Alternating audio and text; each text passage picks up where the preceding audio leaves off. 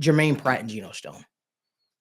Going right for the tough ones. Yeah, I'm going right for the tough ones, man. I want to talk about them because I feel like there is a thought process right now amongst the fan base that Germaine Pratt is already off the roster. I don't know if I see it that way. I don't know if I see it that way. I understand people came out with articles and they talk about how the likelihood of Jermaine Pratt being back is more likely he's gone than not. But I also feel like there's something to be said. His best year was under Al Golden as the linebackers coach. You wonder, will the familiarity, especially with being a new defensive coordinator, you're not going to just come in and rip up everything, right? You ideally would want to have pieces in place.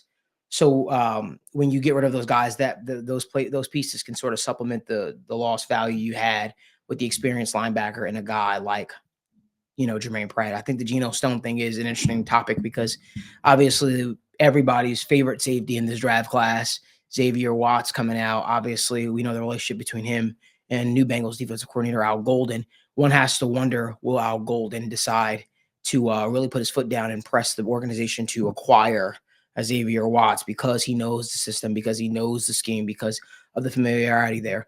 But I want to get your overall thoughts before we jump right into who are the potential replacements. Let's talk about those two in particular. And I'm going to let Evan start us off. I mean, when I look at Germaine Pratt, I kind of agree the same way that you do, where I think initially when we ran into the offseason, there was more of an expectation maybe that he was a more likely cut candidate.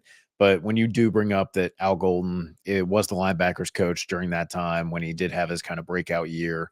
And then also kind of that he may want some of these veterans on the defense, because if you are going to get rid of guys, whether that is, does Trey Hendrickson get the right number of right amount of money that he wants? Is that does Mike Hilton end up leaving the defense? Okay, well, now you still got a bunch of guys on rookie contracts filling out your entire secondary between Jordan Battle, DJ Turner, Dax Hill, and Cam Taylor-Britt. So between all of that, he may want as many veterans as he can get back there. But there's also the argument that, hey, you could save about $6 million by cutting Germaine Pratt. And at this point, he's had the one really good year and a bunch of inconsistency thereafter.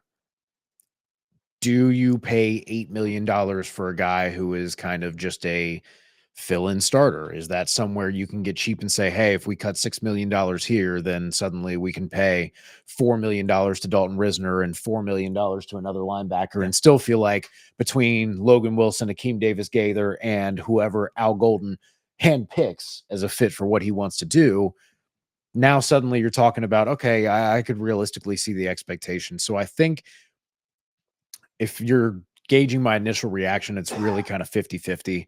I can see the argument either way, and I see the way that the Bengals defense or the Bengals team overall can get better if they do move on from Germaine Pratt.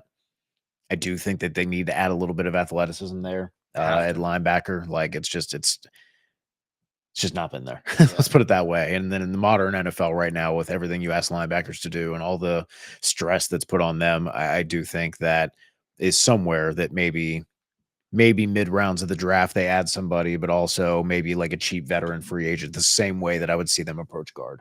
Yeah. The thing that makes, I think, the linebacker situation as a whole pretty unique. Obviously, Al Golden come back, old linebackers coach, but Al Golden, uses more linebackers on the field more often than Lou does. So it's one of those things. It's like, yes, I think that makes so much sense to move on from Germaine Pratt from a production, price, allocation of resources standpoint. But then, when Al uses his 3 linebacker sets as frequently as he does, or here and there, so now you're talking about finding 2 starters. So I think that's kind of that gray area right now where it's like, yes, I think there's a lot of things pointing to why it makes sense to move on for Germaine from Pratt, but it's that awkwardness where we know now if he's gone, now we need potentially 2 starting caliber linebackers. Obviously one would still play more than the other, but he still goes to his 4-3. He still goes to his 4-3 looks from time to time, way more than Lou ever did. Obviously, there's no guarantee that necessarily translates to